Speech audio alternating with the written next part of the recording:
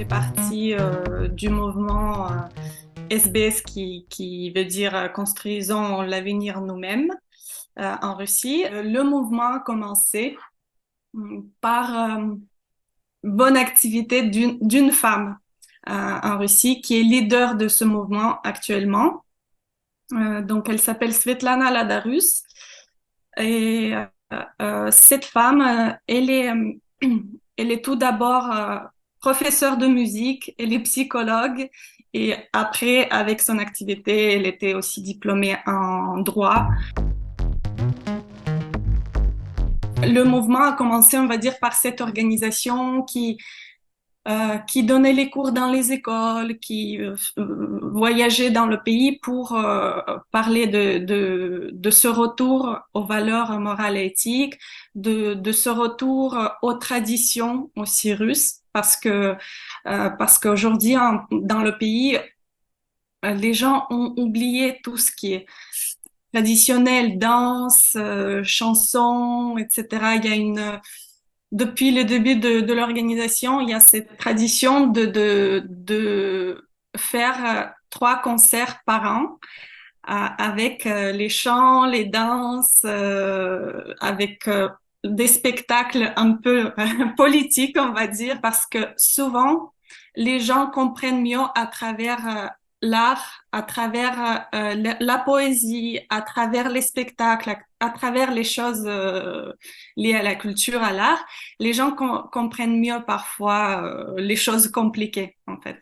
C'est une voix qui aide. Que le mouvement, il commençait à grandir. Les gens, bien sûr, ils voyaient que la vie est dure, que la politique d'aujourd'hui, elle nous aide pas, mais nous met plutôt dans des difficultés dans la vie. Et donc, ils cherchaient bien sûr à créer des collectifs qui s'intéressent à quelque chose de plus que juste la vie quotidienne, travail, maison, etc. La première chose à faire, et ce qu'on fait aujourd'hui, c'est changer le système électoral parce il ne reflète pas du tout l'opinion des gens parce qu'il est secret, comme partout dans les pays. Ce système d'élection secrète, ça a été créé en but pouvoir faire les falsifications et de pouvoir voilà promouvoir les gens qui ont besoin et pas les gens, pas la population. Donc il faut créer le système complètement ouvert. Ça veut dire que tout le monde peut consulter à n'importe quel moment son vote et le vote des autres aussi. Ils ont fait ce système secret sous le prétexte que pour la sécurité, que comme ça, vous n'êtes pas poursuivi pour votre choix. Mais ce qu'on voit aujourd'hui, c'est tout le contraire. Tu es justement poursuivi pour ton choix par le système même. Donc, moi, je vois pas pourquoi les gens simples vont poursuivre enfin, quelqu'un pour le choix de candidat. Donc, il doit être complètement ouvert, le système, et aujourd'hui, on est sur le point de collecter les signatures justement sur ça, parce qu'en mars 2024, on a les élections présidentielles. Les élections présidentielles en 2024 se passent dans 70 pays du monde. C'est énorme. Ça veut dire qu'en fait, nous, ce qu'on croit que c'est notre dernière chance, parce que si ces élections-là se passent de la même façon qu'en d'habitude, ça va être vraiment le gouvernement mondial qui va prendre le pouvoir dans tous les pays et le nouvel ordre mondial s'installera là, en 2024. Donc, on n'aurait plus le retour en arrière. Et c'est là notre dernière chance de changer le système électoral et de pouvoir présenter les vrais candidats du peuple. Donc aujourd'hui, de un, tout est falsifié parce que c'est secret. De deux, tu peux pas présenter le candidat de ton choix parce que le système électoral il est créé de la manière que euh, En vrai, seulement 2 personnes de la population peuvent présenter des candidats, enregistrer des candidats, parce que tu dois toujours passer par le parti du pouvoir. Et le parti du pouvoir, la Russie unie, le parti de Poutine, c'est 2% de la population. Donc, euh, t'as des filtres partout. On a rencontré tout ça durant notre campagne électorale des années précédentes. Tu peux pas passer dans ce système. La première chose, bien sûr, c'est euh, de reprendre la propriété des oligarques, parce que le plus gros problème en Russie, c'est les oligarques aujourd'hui. Tout ce qui est terre, ressources naturelles, les objets d'importance stratégique, les artères de transport de tout type, aérien, chemin de fer, ils doivent appartenir à l'État. Déjà, rien qu'avec ça, économiquement, on est indépendant. Parce que la Russie, c'est le seul pays qui s'appelle autarcie. Ça veut dire c'est le pays qui peut euh, ne dépendre de personne, qui peut se nourrir tout seul.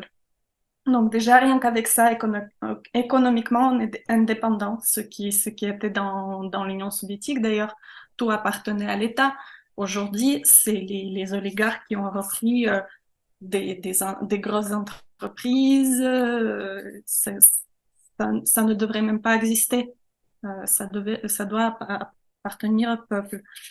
Et donc, on sait très bien qu'il y a la privatisation qui a commencé dans les années 90 en Russie et que Poutine a continué durant son règne.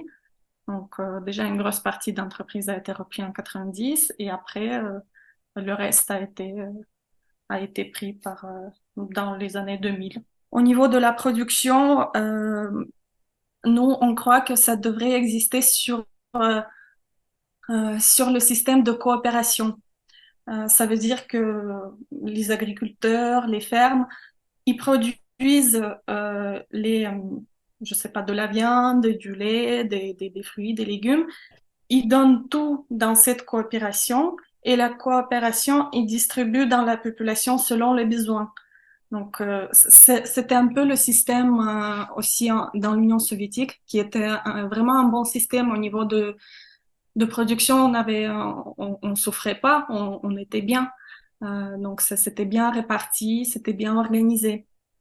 Et après tout, bien sûr, toutes les garanties sociales, éducation, médecine, tout doit être gratuit. Aujourd'hui, ce n'est pas le cas.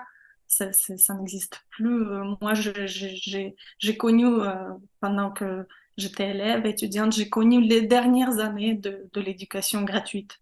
Là, ça n'existe plus. Je pense qu'aujourd'hui, justement, la Russie, elle a un avantage de d'avoir connu le système soviétique et le système de capitalisme. Il faut prendre en fait tous les avantages des deux systèmes. Voilà, donc il y a eu beaucoup de choses qui étaient bien durant l'Union soviétique. Il y a eu certaines choses qui étaient pas bien.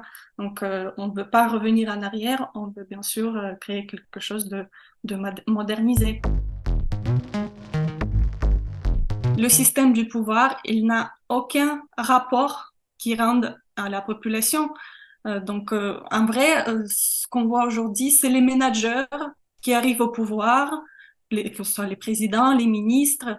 C'est les managers qui arrivent au pouvoir pour 4 ou 6 ans.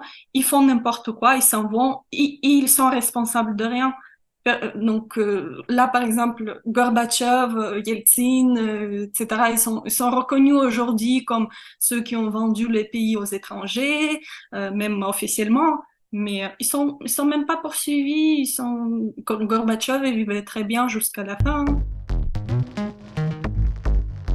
Ce qui est important dans ce système, c'est de créer le système de rapport. Donc, ça veut dire que euh, déjà durant le mandat, le président, le ministre, il doit, euh, je sais pas, une fois sur mois, une fois sur an, je sais pas, ça, c'est à définir, je pense, plus tard, mais il doit déjà d'abord présenter son programme. Donc, moi, je vais faire ci, ça. Et au cours de, je sais pas, 6 mois. Au bout de 6 mois, il rend rapport à la population. Moi, j'ai fait ça n'a pas marché. Je suis désolée, je vais le corriger, etc. Donc ça, aujourd'hui, ça n'existe pas. Ça doit exister absolument.